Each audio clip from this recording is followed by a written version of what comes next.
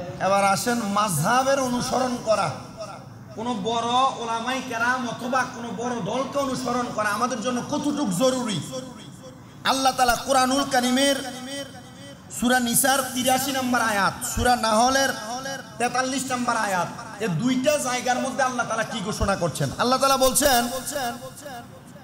যে ওয়া ইযা জাআহুম আমরুম মিনাল আমনি আউল খাউফি আযাউ বিহি ওয়ালাউ রুদ্দুহু ইলা রাসূলি ওয়া ইলা উলিল আমর।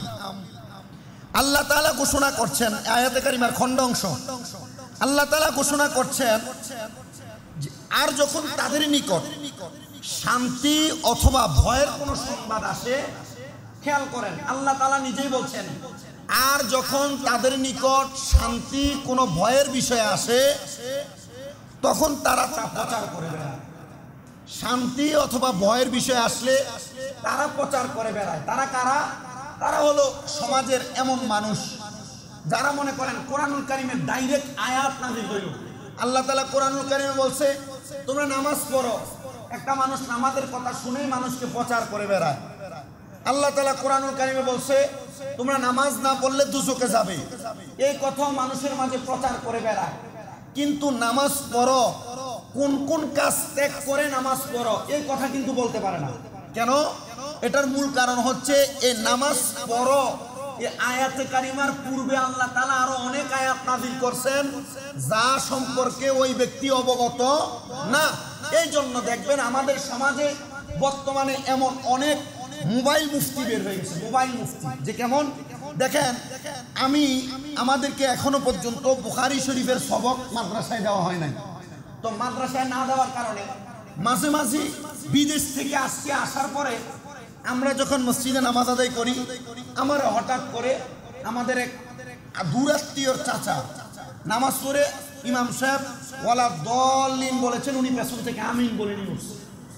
ইমাম সাহেব নামাজ পড়ে বড় করে মুনাজাত করেছেন, উনি বলছে এটা বেদাত।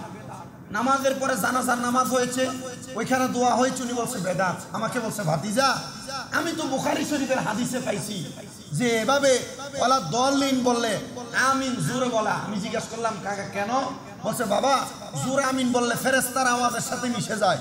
আমি বললাম হ্যাঁ ঠিক আছে তো আপনার কথা, তবে এই হাদিস অনেক আগে রহিত হয়েছে, কারণ ফেরেশতারা জোরে বলে না আস্তে বলে আমরা কিন্তু জানি না। ফেরেশতার আওয়াজকে আমরা শুনতে পাই না, তো আমরা ইমাম সাহেব ওয়ালা দলিন বললে মনে মনে আমিন বলি না। আমিন বলা আবশ্যক, কিন্তু জোরে আমিন বলে 10 জন মানুষ নামাজ পড়তেছে, আমার জোরে আমিনের কারণে আরেকজনের নামাজে ডিস্টার্ব হচ্ছে, এটার কারণে কিন্তু আমি এটাকে সমাজের মধ্যে বিভ্রান্ত ছড়াচ্ছি। বলে হুজুর সৌদি আরবে পড়ে, মক্কায় পড়ে, মদিনায় পড়ে, হুজুর তাহলে আমরা পড়লে অসুবিধা কি? ওইখানেরও একটা মাযহাব আছে, ওইখানে সবাই জোরে পড়ে, এখানে সবাই জোরে পড়ে না। এখানে একটা রীতিনীতি চলে আসছে আস্তে আস্তে পড়া, আর ওইখানে জোরে জোরে পড়া রীতিনীতি আসছে, এজন্য আমরা এখানে আস্তে আস্তে পড়ি, ওইখানে জোরে জোরে পড়ে। তবে এতটুকু আমাদেরকে মনে রাখা দরকার যে যেই ব্যক্তি আমাকে এসে প্রশ্ন করলো, এখন এ যদি বলে কাকা আমি বুখারী শরীফের হাদিসে পাইছি, কিন্তু ওনাকে যদি বলা হয় বুখারী শরীফের পরিপূর্ণ নামটা কি, উনি বলতে পারবেন না, তাহলে আমি কি ওনার কথা মানতে পারবো নাকি?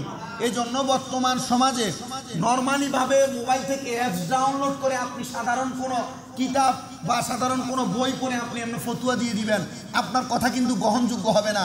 কারণ একটা ফতুয়া গ্রহণযোগ্য হওয়ার জন্য ওই ব্যক্তির সর্বনিম্ন 19 থেকে 21টা এলেমের জ্ঞান লাগে।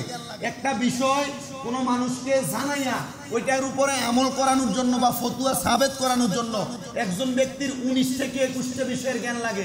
সেই 19 থেকে 21টা বিষয়ের জ্ঞান আমরা যেটুকু পর্যন্ত ফাজেল থার্ড ইয়ার ফাইনাল দেওয়ার পরে 19টা তো অনেক দূরের কথা, পরিপূর্ণ জ্ঞানগুলো আমাদের ভিতরে আসছে কিনা আমরাও শিওর দিতে পারি না।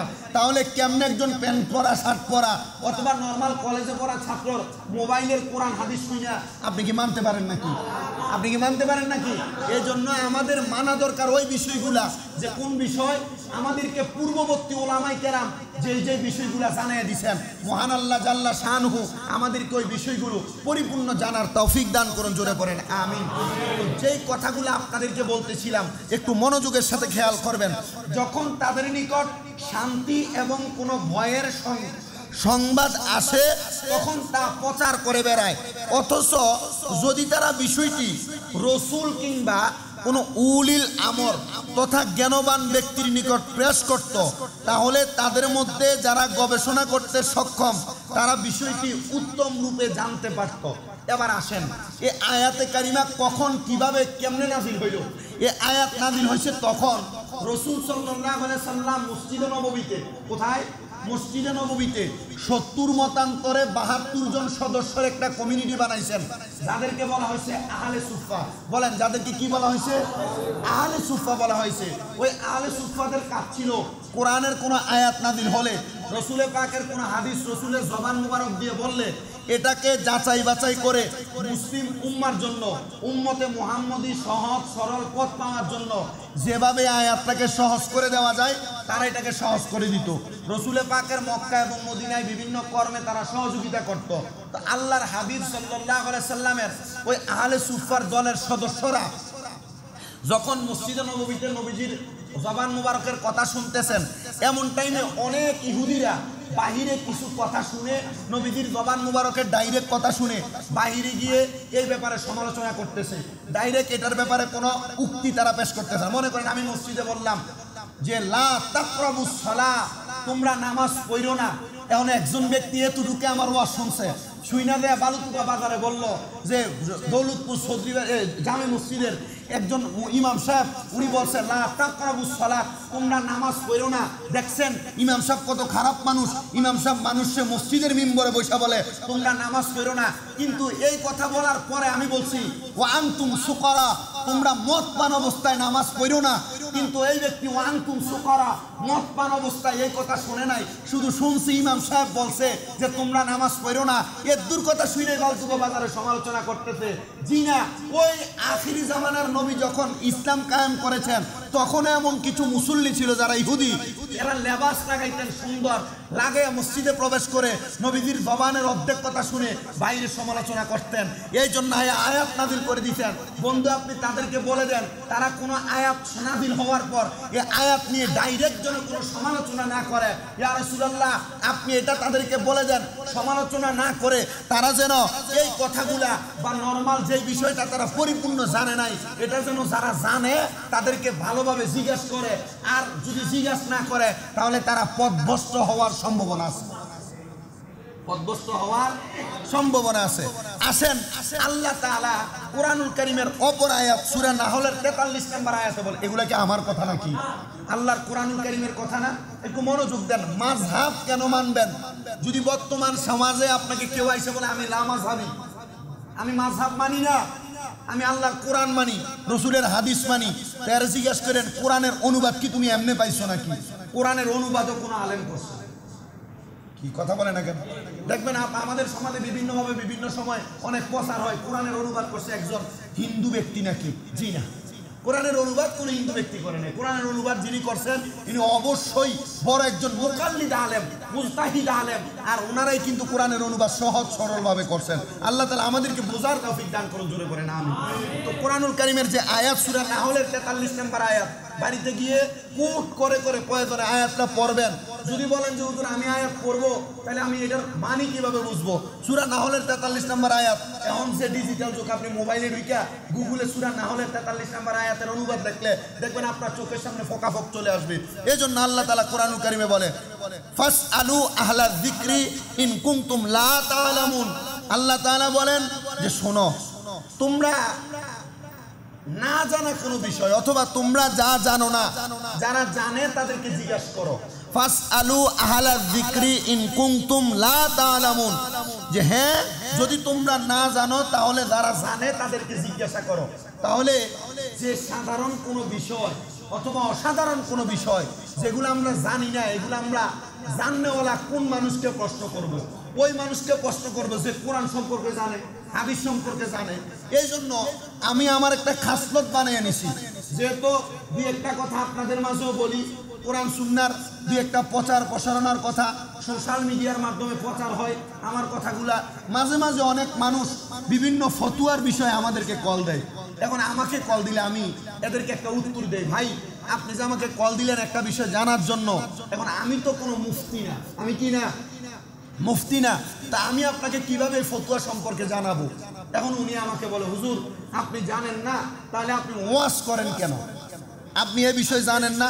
ওয়াজ করা এক বিষয়, ফতোয়া দেওয়া আরেক বিষয়। বলেন, ওয়াজ করা এক বিষয়, ফতোয়া দেওয়া। ওয়াজ করা মানে মানুষকে হেদায়েতের পথে ডাকা, ফতোয়া দেওয়া মানে একটা মানুষের আমেল সাবেত করার জন্য মানুষটাকে সহজ সরলভাবে সব এই একটা বিষয় ডাইরেক্টলি আদেশ করা। তো আমি ওনাকে বললাম, শোনেন, ওয়াজ যেহেতু করা এক বিষয়, ফতোয়া দেওয়া আরেক বিষয়। আমি যদিও না জানি এই বিষয়, আমি আমার যারা উস্তাদ আছে অথবা ওনাদের যারা উস্তাদ আছে আমি তাদের কাছে যাই না, আমি আপনাকে জানাই দিতে পারবো। এখন আপনি রাজি? তখন বলে, হ্যাঁ হুজুর আমি রাজি আছি। তখন ওনাকে আমি না জানলেও এই ফতোয়া সম্পর্কে ওনাকে আমি আমার উস্তাদ থেকে যাই না জানাইয়া দিই। আবার এমন অনেক সময় কোনো ফতোয়া আমাকে প্রশ্ন করছে, আমি জানি, জানার পরেও আমি তাকে ডাইরেক্ট উত্তর দিই না, কারণ কোনটা জটিল ফতোয়া আর কোনটা সহজ ফতোয়া এটা আমার জানা আছে। জানার কারণে কঠিন ফতোয়ার বিষয়গুলা আমি জানার পরেও আমার একজন ভালো উস্তাদের কাছে আমি জিজ্ঞাসা করি, হুজুর এই বিষয়টাতে এভাবে এভাবে একজন প্রশ্ন করছে, উত্তরটা কি হতে পারে? তখন আমি যেটা জানি হুজুর আমার এটাই বলে, বললে আমি হুজুর থেকে যাই না, তারপরে জানাই। কারণ কি? কারণ আমি এখনো পরিপূর্ণ ফতোয়া দেওয়ার উপযুক্ত না বিধায় আমি আমার উস্তাদ থেকে যাই না জানাই।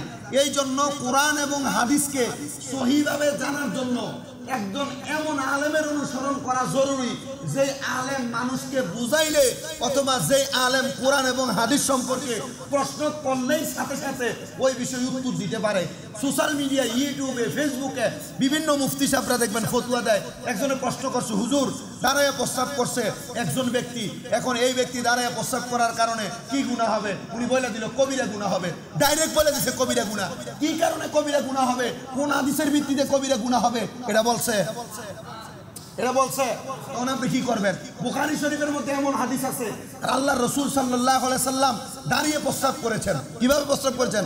দাঁড়িয়ে। কি অবস্থায়, কোন কারণে প্রস্রাব করেছেন এইটা যদি না জানে, এখন যদি কেউ বলে নবীজি সাল্লাল্লাহু আলাইহি সাল্লাম দাঁড়িয়ে প্রস্রাব করছেন, এটা আপনি মানবেন নাকি? এটা আপনি মানবেন? এটার একটা অবশ্যই কারণ রয়েছে, কিন্তু এই কারণ না চাই না আপনি ডাইরেক্ট ফতোয়া দিলে এই ফতোয়া মানা যাবে না।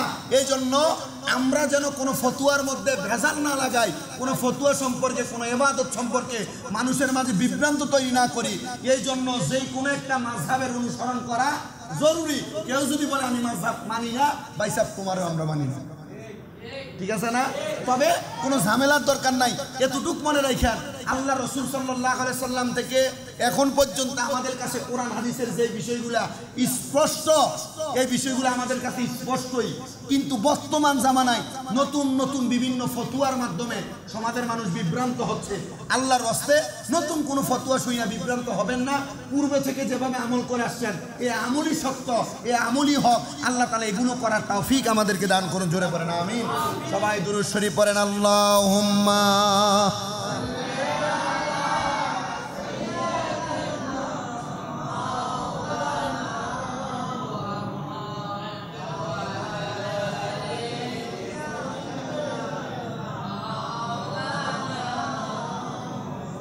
আল্লাহুম্মা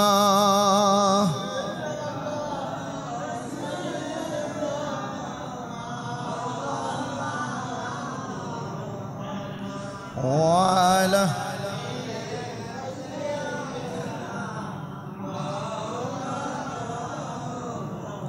এবার আসেন ইবনে মাজাহ শরীফের 283 নম্বর পৃষ্ঠার 3950 নম্বর হাদিস শরীফ শুনি। নবীজি সাল্লাল্লাহু আলাইহি সাল্লাম বলেন, ওয়া আন আনাস ইয়াকুলু সামাইতু রাসূলুল্লাহি সাল্লাল্লাহু আলাইহি ওয়াসাল্লাম, হযরত আনাস ইবনে মালিক রাদিয়াল্লাহু তাআলা আনহু বলেন, আমি নবীজির জবান মুবারকে বলতে শুনেছি, ইয়াকুলু ইন্না উম্মতি লা তাজতামিউ আলা দালালাতিন, নিশ্চয় নবীজি বলতেছেন নিশ্চয় আমার উম্মত পথভ্রষ্টের উপর ঐক্যমত থাকবে না। যারা পথভ্রষ্ট, যারা খারাপ, যারা অপর পথের মধ্যে চলে গিয়েছে, আমার উম্মত পথভ্রষ্টদের উপর তারা বিশ্বাস করবে না। নবীজি কেন? নবীজি বলতেছেন, ফাইদা রাআইতুম ইখতিলাফান, তোমরা দেখতে পাবে অতি সত্বর তোমাদের কাছে ইখতিলাফ তৈরি হয়েছে, ফিতনা ফাসাদ তৈরি হয়েছে, বিভিন্ন মাসালা নিয়ে দ্বন্দ্ব তৈরি হয়েছে। নবীজি তখন আমরা কি করব? নবী বলেন, আলাইকুম বিসাওয়াদিল আযীম, নবী বলেন শোনো, তখন তোমরা মহান দলের অনুসরণ করবা। ইয়া রাসূলুল্লাহ, মহান দলের অনুসরণ অনুসরণ আমরা কিভাবে করব?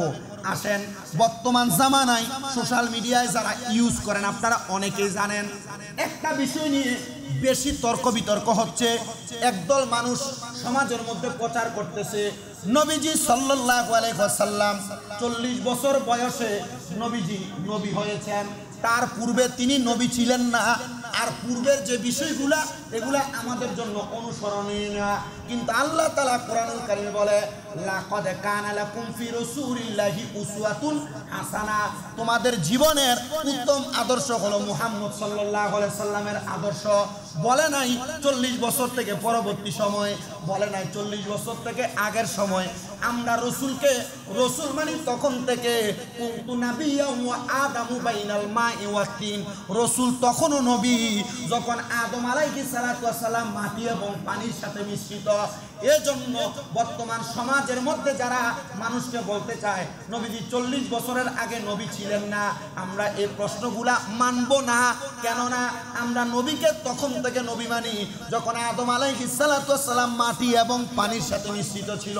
ঘোষণা আমাদের নয়, ঘোষণা আল্লাহ তাআলা নবীর মাধ্যমে আমাদেরকে জানাইছেন, বলেন সুবহানাল্লাহ।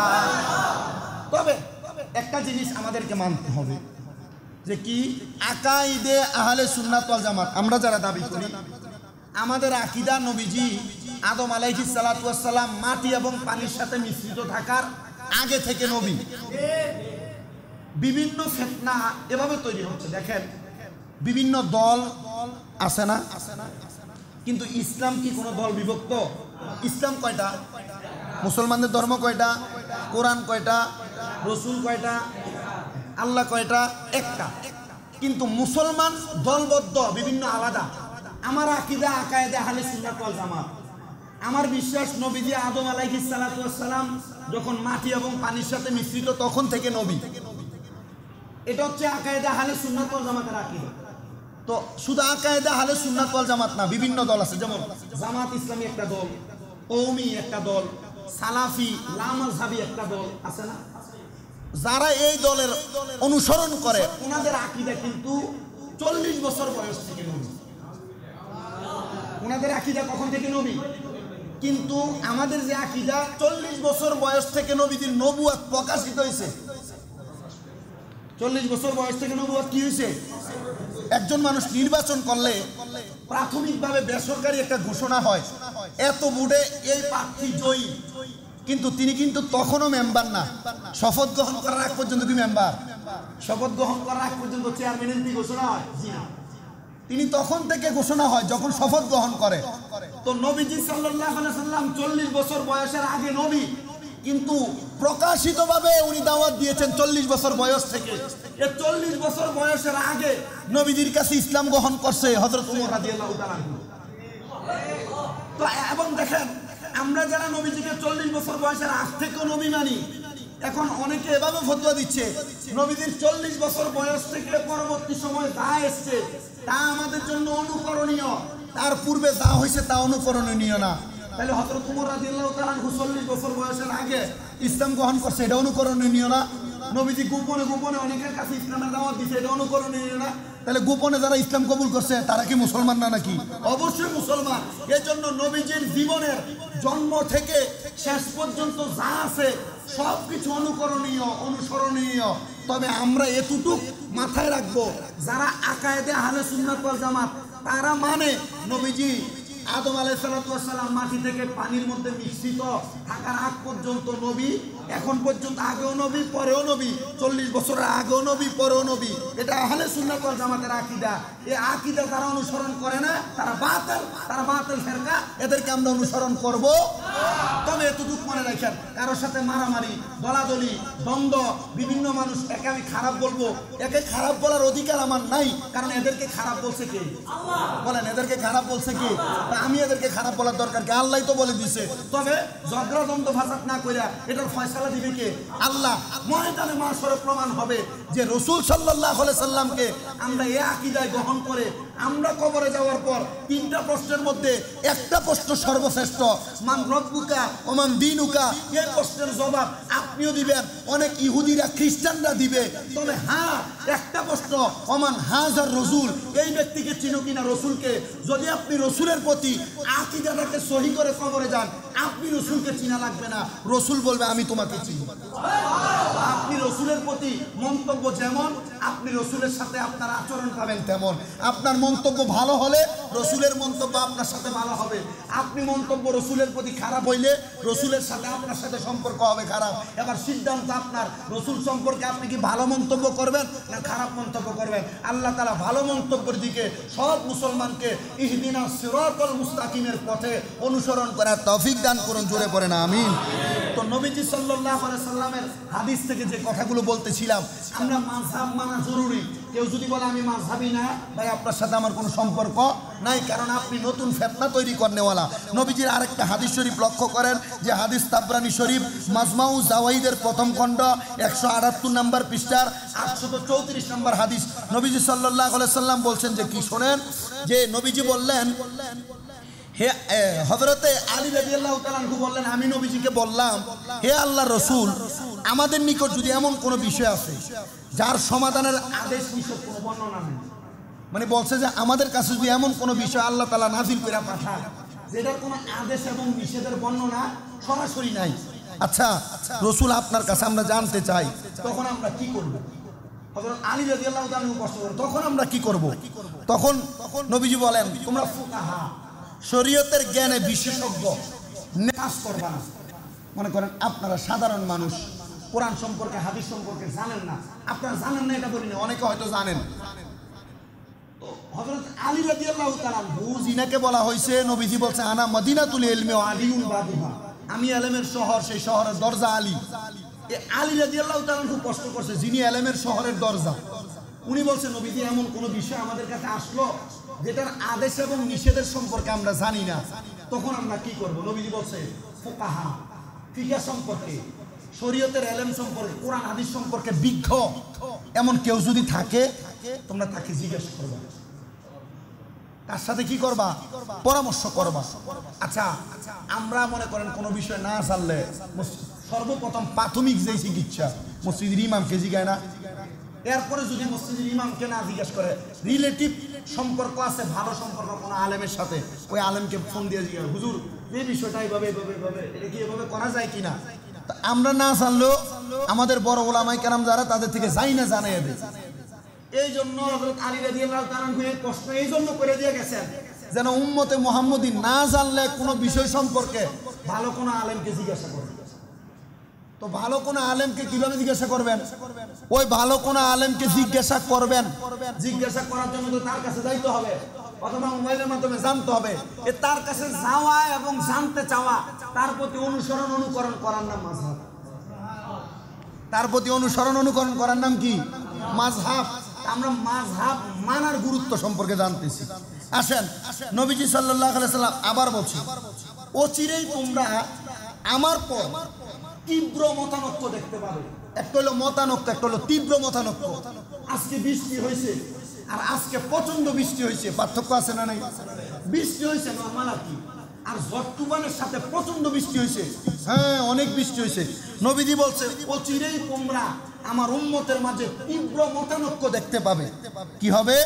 তাই তোমরা তোমাদের উপর আবশ্যক সুন্নতের নিয়ম নীতি, সঠিক হেদায়েত প্রাপ্ত খলিফাগণের অনুসরণ করো। সঠিক হেদায়েত প্রাপ্ত খলিফাদের অনুসরণ আপনি কিভাবে করবেন? তো সঠিক হেদায়েত প্রাপ্ত খলিফা, ওই যে চারটা মাযহাবের কথা বললাম, হানাফি, শাফি, মালিকি, হাম্বলি, ওই ওনারা আমাদেরকে যে মাযহাব চালাইছেন, যে মাযহাব অনুযায়ী পরিচালনা করছেন, আমরা এটার অনুসরণ করব। এই জন্য তাইলে আর কোনো মতানক্য তৈরি হবে না। বুকের উপর হাত বান্ধা বলেন, আমিন জোরে বলা বলেন, এটা বেদাত ওইটা বেদাত বলেন, এগুলো কি আগে ছিল? আপনি কেউরে লাগবে না, একটা মুরব্বীরে জিজ্ঞাসা করেন 15 থেকে 20 বছর আগে এমন ছিল বাড়াবাড়ি, এমন কোনো দ্বন্দ্ব ছিল? মুরব্বীরে কব না দ্বন্দ্ব ছিল না। দ্বন্দ্ব তৈরি করলো কারা? এই দ্বন্দ্বর অনুসরণ না কইরা পূর্বের ওলামায়ে কেরাম আমাদেরকে যে পথটা দেখাই দিয়ে গেছেন, আমরা এই পথটার অনুসরণ করি। নতুন কোনো বিষয় আমাদের মাঝে আইনা আমরা ইবাদতের মধ্যে কোনো ঝামেলা ঢুকাইতে চাই না। এবার আসেন দ্বিতীয়ত, তোমরা তাদেরকে দৃঢ়ভাবে আঁকড়ে ধরো। ধরলে কি হবে? তোমরা জান্নাতের পথ অনুসরণ করবে। পরবর্তী আরেকটা হাদিস, যে হাদিস মিশকাতুল মাসাবির ভিতরে 554 নম্বর হাদিস, আমি আসার আগে হাদিসটা পড়ে আসছি। নবী সাল্লাল্লাহু আলাইহি ওয়াসাল্লাম বলছেন, আমার সাহাবীগণ নক্ষত্র তুল্য, মানে তারকার সমতুল্য, যাকে তোমরা অনুসরণ করবা এবং তোমরা হেদায়েত প্রাপ্ত হইবা। নবীজির সাহাবাই কেরামকে অনুসরণ করার কথা বলছে। তো মাযহাব মানে রাস্তা, মাযহাব মানে অনুসরণের পথ। নবীজির সাহাবাই কেরাম আসমানের তারকা সমতুল্য, নক্ষত্র সমতুল্য, আমরা তাদেরকে অনুসরণ করব। এই অনুসরণ করার নাম কি? অনুসরণ করার নাম কি? আপনারা তো জুমার নামাজে আইয়েন কোন রকম সাফে ভইরা, কারণ এই বিষয়গুলো যদি জায়গা না রাখেন, আপনার এই সময় আপনি না পড়তে পারেন, তবে হ্যাঁ এতটুকু মনে রাখেন, আগামী 5-10 বছর পরে সমাজ এমন একটা বিভ্রান্তর দিকে যাবে, সমাজের বিভিন্ন মানুষ ফতোয়া দিবে যে স্কুলে পড়ছে, কলেজে পড়ছে, কোরআন হাদিস সম্পর্কে বিন্দু পরিমাণ বিসমিল্লাহ তারকিব সহিভাবে করতে পারবে না, সে এসে আপনার ফতোয়া দিবে, সে আপনার ভুল ধরা শুরু করবে, সে মসজিদে এসে বলতে থাকবে এই নামাজ হয় না, এভাবে নামাজ পড়া ঠিক না, এভাবে দোয়া করা বেদাত, আপনাকে বলতে থাকবে। বলতেছে অলরেডি বিভিন্ন এলাকায়, বলতেছে না, বিভিন্ন এলাকায় বলতেছে। এই জন্য এটি একটু মাথায় রাখেন, মাথায় রেখেন। আমি পূর্বে অনেক মুরব্বীরা জিজ্ঞেস করলে অনেক বিষয় জানি, মুরব্বীদের কাছে পূর্বের অনেক বিষয় সম্পর্কে জানা যায়, যেগুলো কোরআন কিতাব অনেক গাড়াগাড়ি করার পরে পাওয়া যায়। কিন্তু আপনারা এখন বোম মারলে আলহামদুলিল্লাহ সূরা সহিভাবে বাড়িত না, এমন অনেক মুসল্লি আছে, বোম মারলে সূরা ফাতিহা ঠিক মতো বাইর হবে না, কিন্তু আবার দেখেন এমন ফতোয়াবাজি করতে দেয়া, এই ব্যক্তি সহিভাবে আলহামদুলিল্লাহ পড়তে পারে না, ফতোয়াবাজি করতে। এই জন্য এই বিষয়গুলো একটু আমি কিন্তু খুব কষ্ট করে আপনাদের কাছে বলি, এই কথাগুলো বলতে আমার কষ্ট হয়, আবার শুধু কষ্ট হয় না, এইগুলাকে আপনি মনে করেন যে না পইরা আমি বলে দিতেছি, এই বিষয়টা মিনিমাম 3-4 বার পইরা এরপর আপনাদের কাছে বলা লাগে। তা আপনারা যদি এই বিষয়গুলো না জানা রাখেন, যাইতে যাইতে শেষ করে দেন, তার লাভ কি? এটা মাথায় রাখার চেষ্টা করবেন ইনশাআল্লাহ। পরবর্তী হাদিস শরীফ নবীজি বলেন, হযরত হুযায়ফা রাদিয়াল্লাহু তাআলা আনহু থেকে বর্ণিত, নবী করিম সাল্লাল্লাহু আলাইহি সাল্লাম একটি দরবারে বসা। নবীজি বলছেন, আমি জানি না আমি আর কতদিন তোমাদের মাঝে থাকবো। আবার একটু খেয়াল করেন, নবীজি বলছেন, আমি জানি না আমি আর কতদিন তোমাদের মাঝে থাকবো, তাই আমার পরে তোমরা 2জন ব্যক্তির অনুসরণ করবা। ইয়া রাসূলুল্লাহ, তারা কারা? নবীজি বলছেন, 1 নাম্বার হযরত আবু বকর, 2 নাম্বার হযরত ওমর ফারুক রাদিয়াল্লাহু তাআলা আনহুমা। এই 2জনের অনুসরণ করবা। এই 2জনকে তো আমরা পাই নাই, পাইছি? পাই নাই। এই 2জনের ধারাবাহিকতায় পরপর খেলাফতের দায়িত্ব অনেক ওলামায়ে কেরাম পাইছেন। তো 2জনকে পাইতে হইলে ওনার পরে যারা আমাদের কাছে ইসলামটাকে সহজভাবে প্রেজেন্টেশন করছে, আমরা তাদেরকে অনুসরণ করা লাগবে না? এই জন্য রাসূল বলছেন তোমরা তাদেরকে অনুসরণ করো। দ্বিতীয়ত আরেকটা হাদিস, হযরত মুআয রাদিয়াল্লাহু তাআলা আনহু বলেন, নবীজি আমাকে একদিন ইয়ামেনে পাঠাইছেন। মক্কা এবং মদিনা আমাদের থেকে অনেক দূর, মক্কা এবং মদিনা থেকে ইয়ামেন আরো অনেক দূর। তো উনি বলেন, ইয়ামেনে পাঠানোর সময় নবীজি আমাকে বলছে, তুমি কিভাবে বিচার করবা, তুমি কিভাবে বিচার করবা। আমাকে একজন মসজিদের দায়িত্ব দিল জুমা পড়ানোর জন্য। এখন আমার আয়েশা বলল, তুমি যে জুমায় ওয়াজ করবা, কিভাবে ওয়াজ করবা? আমি যদি বলি আমার যেমনে ভাল লাগে এমনি ওয়াজ করবো, কাম হইব? আমি যদি উত্তর দেই আমি কোরআন থেকে ওয়াজ করবো, এখন আমার উনি বলল, মনে করে এই বিষয়টা কোরআনে নাই। এমন অনেক বিষয় আছে যে বলে হুজুর কোরআনে তো সবই আছে। জি না, আপনারা এটা ডাইরেক্ট কথা ঠেলাই বলেন। আল্লাহ তাআলা কোরআনের ভিতরে দিয়েছেন অনেক বিষয়, কিন্তু এই বিষয়টা কি স্পষ্ট করে দেন নাই, এই বিষয় স্পষ্ট করছে হাদিসে। বলেন, এই বিষয় স্পষ্ট করছে কোথায়? হাদিসে। তো মুআয রাদিয়াল্লাহু তাআলা আনহুকে রাসূল বলেন, তুমি বিচার করবা কিভাবে? মুআয রাদিয়াল্লাহু তাআলা আনহু বলছে, আমি আল্লাহর কিতাবে যা আছে তা থেকে ফয়সালা করব। নবীজি উল্টে মুআয রাদিয়াল্লাহু তাআলা আনহুর প্রশ্ন করে, মনে করে এটা দেখেন, যদি বললেন আল্লাহর কিতাবে সুস্পষ্ট কোনো নির্দেশনা না থাকে, তাইলে তুমি এটার বর্ণনা কিভাবে দিবা? ওই যে আলী রাদিয়াল্লাহু তাআলা আনহু বলছে স্পষ্ট কই পাবো? তো নবীজি আবার মুআয রাদিয়াল্লাহু তাআলা প্রশ্ন করছেন, যদি এটা কোরআনে স্পষ্ট না থাকে তাহলে তুমি এটা কিভাবে দিবা? এবার তিনি বলছে, আমি আল্লাহর রাসূলের হাদিস থেকে দিছি। তো নবীজি সাল্লাল্লাহু আলাইহি ওয়াসাল্লাম এবার উল্টে আবার প্রশ্ন করছে, আচ্ছা কোরআনেও সুস্পষ্ট না, হাদিসেও সুস্পষ্ট না, এবার কি করবা? মুআয রাদিয়াল্লাহু তাআলা আনহু, আল্লাহর রাসূল সাল্লাল্লাহু আলাইহি ওয়াসাল্লাম কোরআনেও নাই হাদিসেও নাই, এবার কি করব? এটা আপনি আমারে প্রশ্ন করলেন। মুআয রাদিয়াল্লাহু তাআলা আনহু উত্তর দিলেন, কোরআন এবং হাদিসে আছে কিন্তু সুস্পষ্ট না। সুস্পষ্ট না। আপনারা দলিল জায়গার দলিল একটা, আরএস আর বিএস আরেকটা। আরএস বিএস এর খতিয়ান যাচাই করলে দলিলের পরিপূর্ণতা পাওয়া যায় না? পরিপূর্ণতা পাওয়া যায়। এইবার মুয়াজ রাদিয়াল্লাহু তাআলা আনহু বলছে, কুরআন এবং হাদিসকে সমন্বয় কইরা আমি মুয়াজ সহ ওই জামানার বড় বড় উলামায়ে কেরাম একত্রিত হইয়া যেটা ফতোয়া সাবেত হয় এটাকে বলে ইজতিহাদ। এটা কি বলে? ইজতিহাদ। এই ইজতিহাদ যারা করে তাদেরকে বলা হয় মুজতাহিদ। এই মুজতাহিদকে যারা অনুসরণ করে তারা হইল মাযহাব অনুসরণকারী। উনি বলেন কোরআন এবং হাদিস যাচাই কইরা যেটা ফয়সালা হবে সেটা আমি মানুষের মাঝে প্রচার করব। তো নবীজি সাল্লাল্লাহু আলাইহি ওয়াসাল্লাম আল্লাহর কাছে দোয়া করতেছে, সমস্ত প্রশংসা ওই আল্লাহর যিনি তার প্রেরিত রাসূলের সামনে তোমাকে এমন ক্ষমতা দিছে এই উত্তর দেওয়ার জন্য। সুবহানাল্লাহ বলে না কেন? বলছে তোমাকে এমন ক্ষমতা দিছে এই উত্তর দেওয়ার জন্য। মুয়াজ রাদিয়াল্লাহু তাআলা আনহু কয়, ইয়া রাসূলুল্লাহ, আপনি যদি দোয়া করেন, শুধু আমি মুয়াজ নয়, কিয়ামতের আগ পর্যন্ত আপনার উম্মতের মধ্যে এমন দ্বন্দ্ব তৈরি হলে যারা সমাধান করবে, ইজতিহাদ করবে, এরা মুজতাহিদ, আর এদেরকে যারা অনুসরণ করবে এরা সহজ সরল সঠিক পথ পাবে। এবার বলেন, সহজ সরল সঠিক পথ পাওয়ার জন্য আমাদের মাযহাব মানার দরকার আছে না নাই? কেউ যদি বলে মানার দরকার নাই, কথা আগেরটা, আপনাকেও আমাদের দরকার নাই। আমরা মাযহাবের অনুসরণ করব নবীকে পাওয়ার জন্য, আল্লাহকে পাওয়ার জন্য। আল্লাহ আমাদেরকে সঠিক মাযহাবের অনুসরণের মাধ্যমে আমাদের জীবনকে পরিচালনা করার তৌফিক দান করুন। জোরে পড়েন আল্লাহুম্মা আমিন। ওয়া আখিরি দাওয়ানা আনিল হামদুলিল্লাহি রাব্বিল আলামিন। মা'আস সালাম। আসসালামু আলাইকুম ওয়া রাহমাতুল্লাহ। যারা সুন্নাত আল্লাহুম্মা সাল্লি আলা সাইয়্যিদিনা ওয়া আলা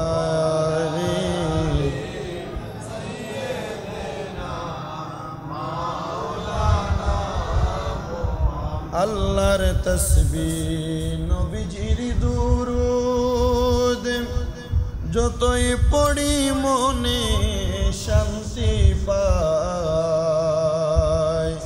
কবে দেখব আমরা সেটা মক্কা ও মদিনায়। আল্লাহুম্মা সাল্লি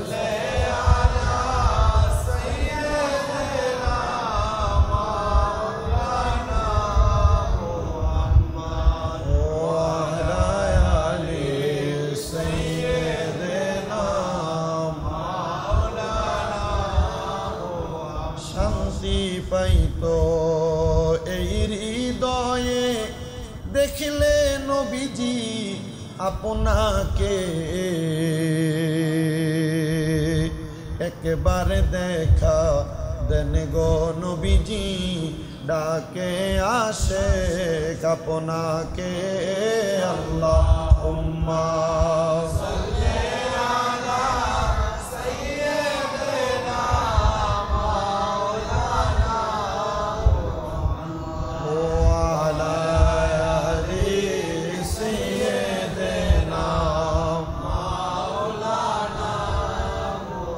গুনাহগারের গুনাহ ঝরে নবী দরুদে আপনার। দয়া করে পার করিবেন উম্মতে গুনাহগার নবীজি। আল্লাহ আল্লাহ আল্লাহু লা ইলাহা ইল্লাল্লাহ। ও আল্লাহ আল্লাহ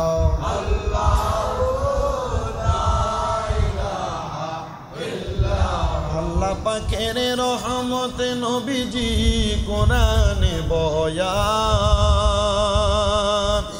রহমতে পেয়ে ধন্য আমরা, শান্তি মনে পাই নবীজি। আল্লাহ আল্লাহ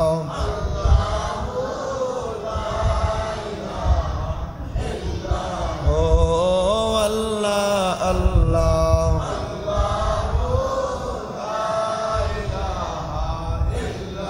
কত ভালোবাসি আমরা মায়ার নবীজিকে। অন্তর্মুদের শামসে হইতো একেবারে দেখিলে নবীকে। আল্লাহ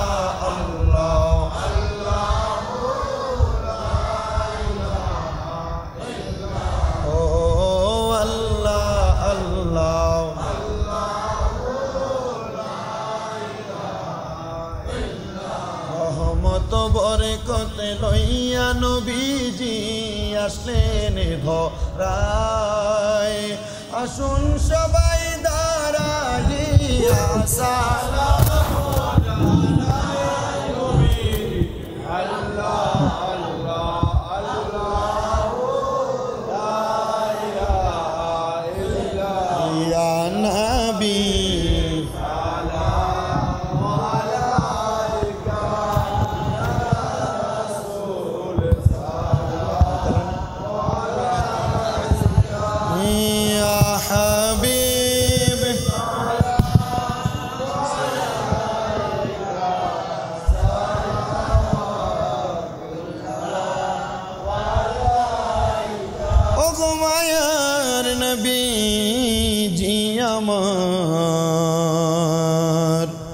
মোদের সাধ্য নাই যেতে মদিনায় দিন রাত এই ভাবনা দেখা দেন নবী গো স্বপনে এই আর জপনার চরণে ইয়া নবী সালামু আলাইকা ইয়া রাসূল সালামু আলাইকা ইয়া হাবিব সালামু আলাইকা সালাওয়াতুল্লাহ আলাইকা নবীজি গো अपनी जे नूरेते पैदा तमाम जहान সেই নূরে पैदा अपनी जे কাবার কাবা আশিকদের গলা রিমালা ইয়া নবী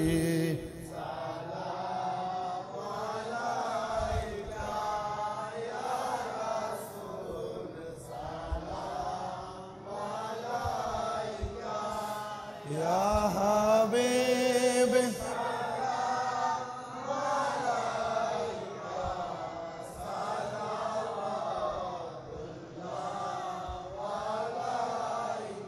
غوث الأعظم إمام التقى والنقى جلوائے شان قدرت پہ हम मुस्तफा जाने लाम शम्अ बज में हैदा खाजाए खाजे गान खाजा गरीब वाज उसमैनो दीनो मिल्लात पे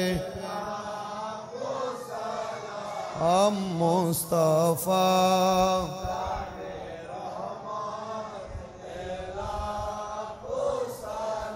हम शम्अ बज में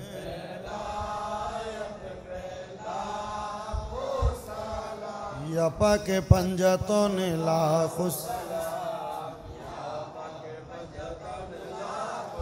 या हसन शाह हुसैन लाखुसल मिया हसन शाह हुसैन या हसन शाह हुसैन लाखुसल मिया हसन शाह हुसैन अस्सलामै नूरे चश्मे अंबिया अस्सलामै शाहन शाहे औलिया बलगल उला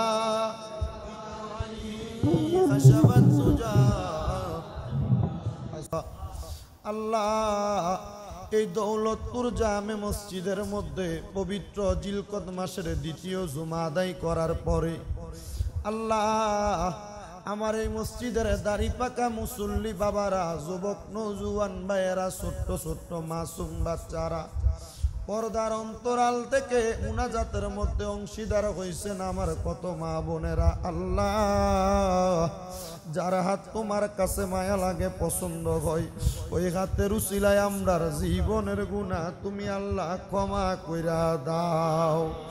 আল্লাহ, তুমি যদি আমরারে মাফ কইরা দাও, আল্লাহ কারোর কাছে কোনো জবাবদিহিতা করা লাগবে না রে দয়াল। তোমার রহমানুর রাহিম নামের খাতিরে আমরার জীবনের গুনাহ তুমি আল্লাহ ক্ষমা কইরা দাও।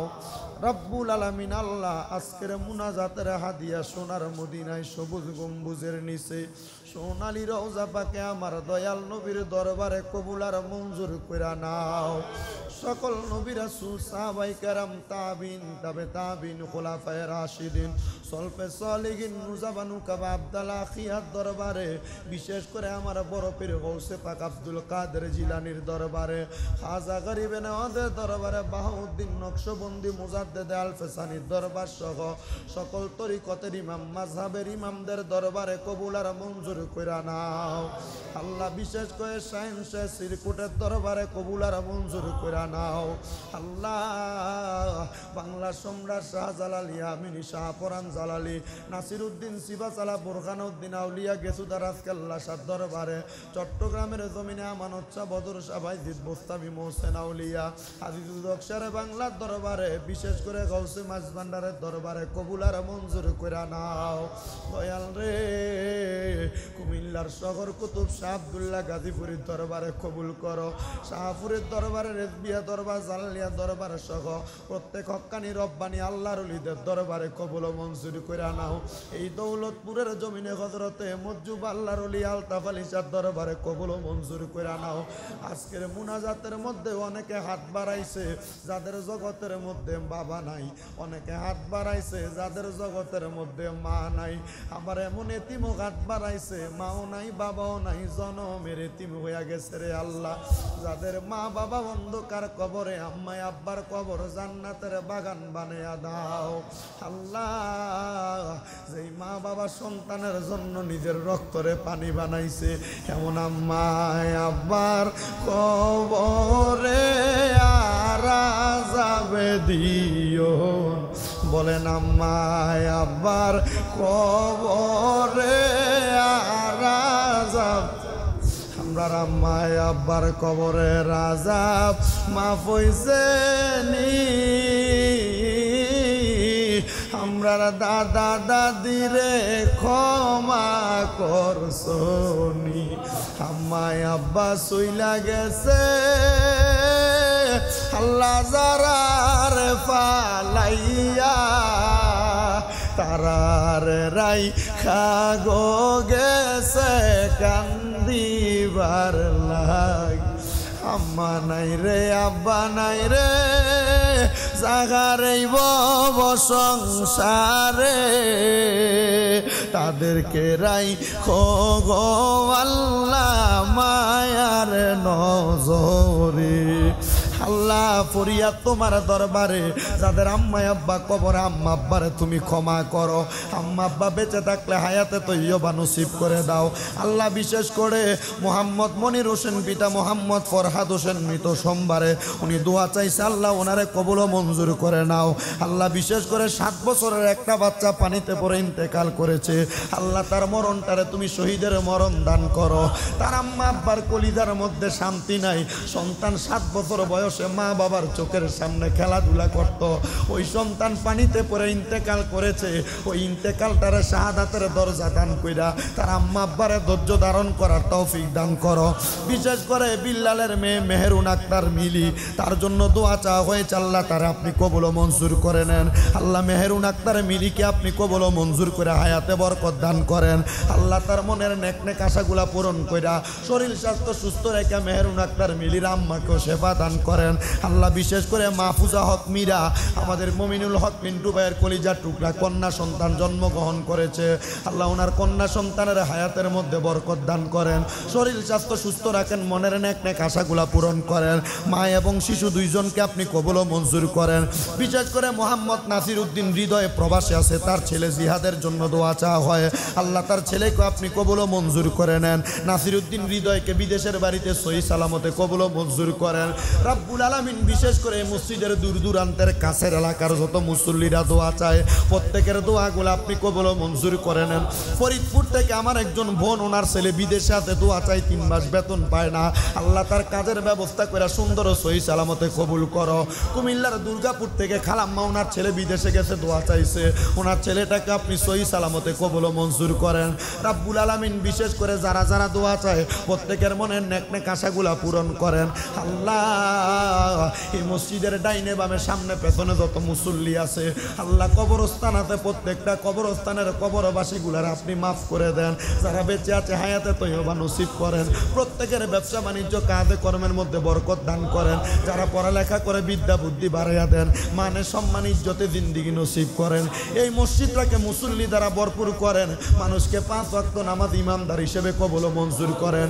রাব্বুল আলামিন আল্লাহ ফরিয়াদ আপনার দরবারে গো আল্লাহ, সারা পৃথিবীর জমিনে যত জায়গায় মুসলমানরা লাঞ্ছিত বঞ্চিত, আমার মুসলমানদেরকে আপনি হেফাজত দান করেন। এই সোনার বাংলাদেশের উপর আপনার খাস রহমত বরকত দান করেন। বিশেষ করে অনেক প্রবাসী ভাইয়েরা বিদেশ থেকে দোয়া চায়, আমার প্রবাসী ভাইদেরকে কবুল ও মঞ্জুর করেন। প্রবাসী ভাইদের মনের নেক নেক আশাগুলো পূরণ করেন। মাবুদ আমরা গুনাহগারের আঘাত বাড়াইছি গো আল্লাহ, আমরার গুনার দিকে না তাকাইয়া মদিনার কামলিওয়ালা দয়াল নবীর তোফায়েলে আমরার নেক নেক আশাগুলা পূরণ কইরা আমরার মরণের আগে বারবার তাওয়াফে বাইতুল্লাহ জিয়ারতে রওজা রাসূলুল্লাহ নসিব করায়া আখিরি জবানে মধুর কালেমা পড়াইয়া দিয়েন, লা